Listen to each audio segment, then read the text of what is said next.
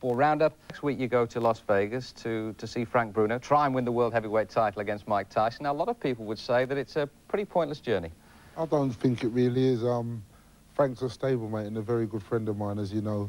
And I think anybody here would wish Frank the best. And if you could really afford to do it, go out there and cheer him on. I can't. Frank's paying for it. So I'll go out there and cheer my heart out. Are you hoping to make a few contacts yourself out there? I don't think that's going to be really be possible at this stage. The main thing is just to go out and watch Frank and give him as much inspiration and help as I can do. Good. All right. Well, as one American commentator put it, Gary, it isn't a fight, really. It's more of a soap opera. Because of the delays, Bruno hasn't fought for 18 months. Even then, it was against a mobile punch bag in the podgy shape of Joe Bugner. Tyson hasn't fought inside the ring since he put the lights out on Michael Spinks 8 months ago. He's had his altercations, though, with cars, trees, nutcases, managers, trainers, cameramen, a wife and a mother-in-law. But according to reports from Las Vegas, he's come through it all. He's in great condition. The most destructive heavyweight force since Rocky Marciano is raring to go. Oh, beautiful punch down. That was one out of the blue. Now, he used to have the best recuperative powers I've ever seen on a heavyweight, Holmes, but I doubt now whether he's going to recover from this. He's getting the full 8 count. What a peach of a punch now. Bolt out of the blue, just as he looked as though he was doing pretty well.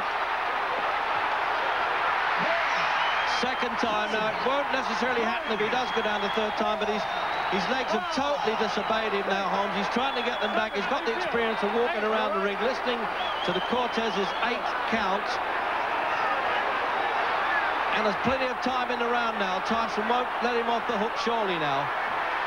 What a brave fellow, the way he's walked back into this. Remarkable, but can he last out? 4th round. No, Father Time's going to lick him. His legs are spread. How is he standing up from that? Just tremendous guts. And my heart goes out to Holmes. And full credit for Tyson to say, hey, who's going to stop this caveman of a champion coming in? How is he managing it, Jim, with a countdown clock? Can he make the round or not? Reg, I can't believe he's still standing. These punches are tremendous punches, bang on target, and he's even trying to... Oh! Well, that's it. He's waved the end there.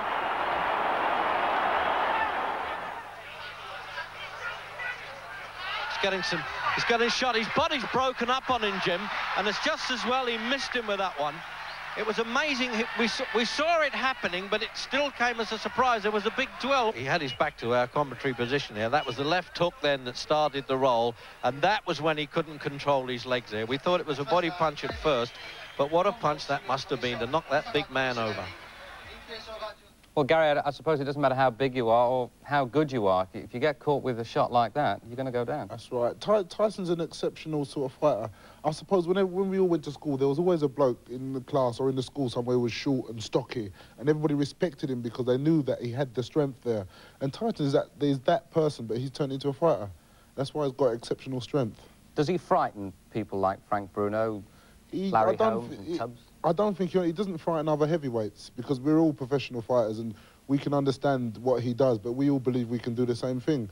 So I don't think he shouldn't frighten another heavyweight, otherwise we might as well give up. What's the technique then that makes him so good? I think it's his unorthodox style, his upbringing, his background. It's a combination of things, but he just happens to be an exceptional fighter. They come along at a time. It was only about a year ago that they were screaming that there aren't any decent heavyweights.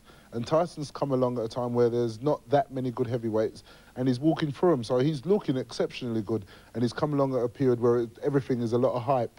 So he's been hyped up a lot as well. Do you think, though, the scars of the last 9 months will affect him in this fight? I don't think it will affect him in any way at all. He's not the sort of person. He's had worse problems than that.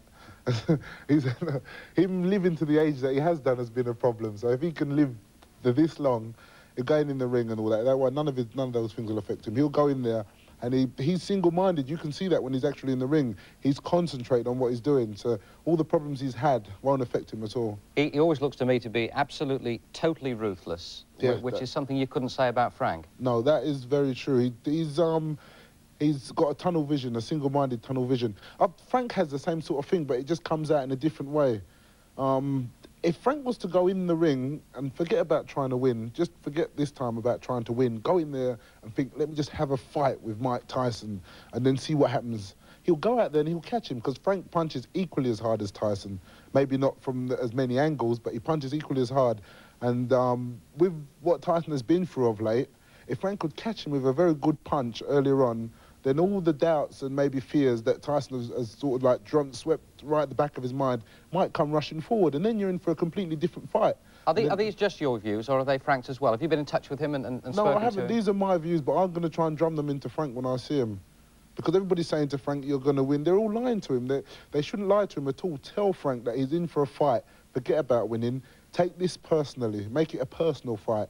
But pretend Tyson has offended his family and he's going out there to really just have a fight with him. He's going up against all the odds, and he should just go out there and honestly just go out there and just fight. Forget about winning and forget about looking good or anything else. Just go out there and have a fight and then take it from round to round. A scrap as opposed to a fight. That's right, yeah. Because with heavyweight boxing, power is what makes a lot of difference.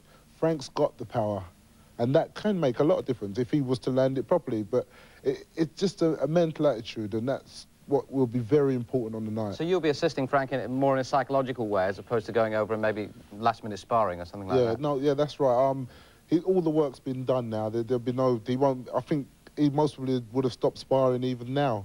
If he does do any sparring, it'll only be sort of like exhibition sparring. All the work's done now. It's just a time to get him right mentally and get him prepared mentally. But these next, like, 13 days are left. They're going to be harder than all the weeks of training, because that's when everything slows down and everything's concentrated on the fight, and you think more about the fight. The fight's getting nearer, you're thinking, and then all the worries and all the fears, they all start cropping up in your mind. And the worst time will be a day before the fight. The worst time for me in my fights are about 5 minutes before. And can you imagine someone like Frank? He hasn't been in the ring for about 15 months. Him himself knows deep down that he hasn't fought anyone who's anywhere near as good as Tyson for over the last, say, maybe 2 years. And he's going to have to step out of that dressing room with all the crowd there. There's going to be lots of British support out there. There's going to be a lot of Americans, because, as you said, it's a soap opera. Everybody wants to see what's going to happen to Mike Tyson. And Frank's got to go in there with all that pressure around him. And that is going to be... honestly, if he can just get through that... Will he win? Frank can win. It's worth... The odds that they're giving are ridiculous. There's no such thing as 8-1 and things like that. There's not been two people that have been... When you arrived here, you said you could give me two answers, the patriotic one and the realistic one. I think you're at the moment leaning towards the patriotic answer. Realistically, what is Gary Mason, the boxer? You've been in there, you've been in a ring. Yeah, what do you really think? Realistically, I think Frank's got a chance, but I don't think his mental attitude will allow him to do what he can do. I think, because Frank, he's frozen against lesser men than Mike Tyson, so I don't see how things are going to change now. And that's a realistic point of view. I hope Frank does win, I really do. OK, well, we'll talk a little bit more about you later on, but we're going to see a fighter called...